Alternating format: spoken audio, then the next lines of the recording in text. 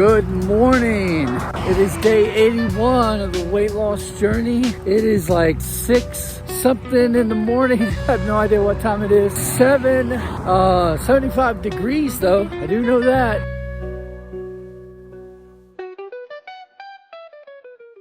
I'm out here today in the Novablast 3, and here it is from the side, here it is from the other side. So as of today's recording, we are at 46 subscribers. I thank each and every one of you for subscribing. I think our total at one point had been 47 subscribers. So we win some, we lose some, and that's how it goes. And I'm just an old fat dude, so why anyone would subscribe is beyond me. But I do appreciate you guys. Because this is a small content creator channel and I'm not getting paid to do anything, you know, there's not any sort of sponsorship or anything like that. So let me give you the specs on the shoe. So the shoes have officially been reported to me as a men's size 10. Now I am a men's standard size 10.5. So normally I would say these would be a no-go. But sometimes, just sometimes, you can get lucky and a pair of shoes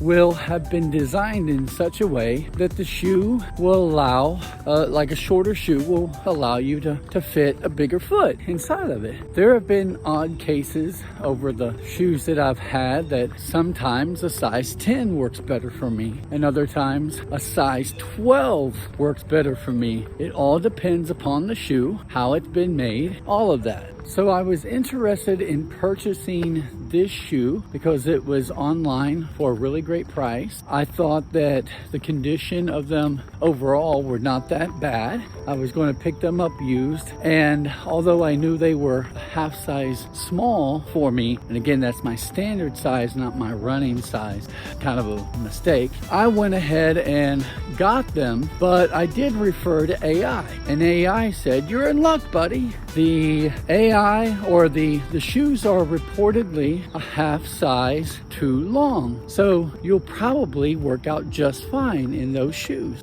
So unless my feet grew a half size, clearly they didn't fit. So over the last week, they have spent some time inside of a shoe stretcher in an attempt to give me some room in that upper toe box, and it came to no avail.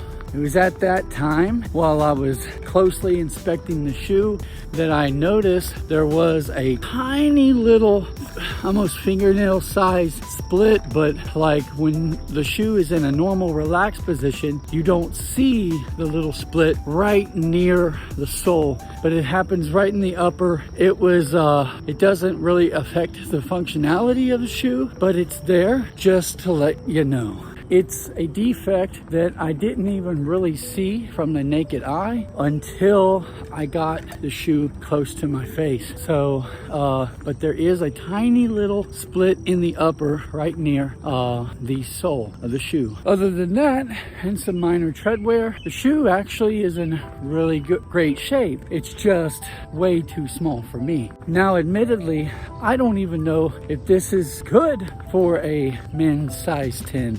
I have no clue at all, because to me it feels a whole hell of a lot smaller. My toes are all bunched in there today, and it's pretty painful on this little 30-minute walk, and that's why I wore them on just a little casual walk. 2 minutes in though, I was ready to take these things off. So now it's got me questioning everything. Are these freaking women's size 10s? I have no way to know. I'm gonna check the ID markings on the inside tag and see if I can figure something out. So we're either dealing with a men's size 10 or a women's size 10. That would be freaking awful. I don't know how I'd get my foot in that shoe. But no matter what, these things are super small. So if you're a men's size 9, this might work out for you.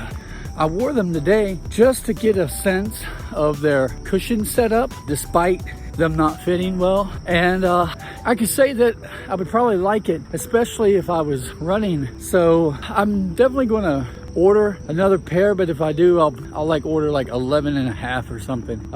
This is kind of nuts. If the shoe actually fit, I think I would like it. It feels sturdy at the forefoot, feels nice and sturdy at the rear foot. Overall, pretty nicely balanced.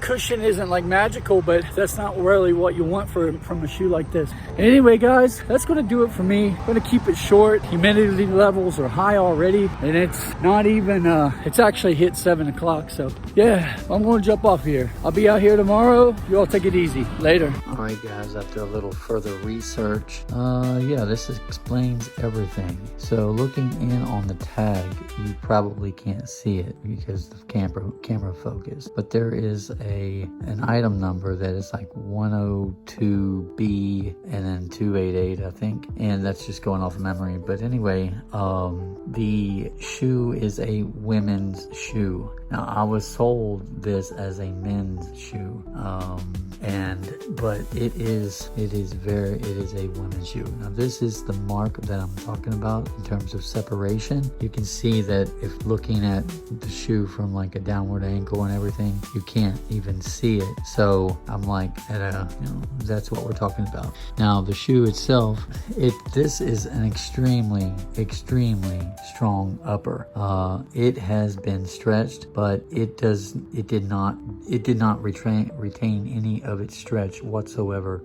Trust me on that. Here is just an example of the tread. It is worn, but there is still some life in this shoe left. There's the foam is not like super compressed or anything, and there is still traction throughout the entire shoe, and the traction feels good. It's the rubber is still very supple. So yeah, so somehow I got my freaking foot into a shoe that is a men's 8.5. A women's size 10 is a men's 8.5, and yeah, so maybe AI was correct in that it fits normally big, because if that was the case, then that would make it more along the lines of a 9, and I could squeeze my foot into a 9, but I couldn't squeeze it into an 8.5. I couldn't imagine. Oh, there is some heel wear right there, but I didn't feel that today.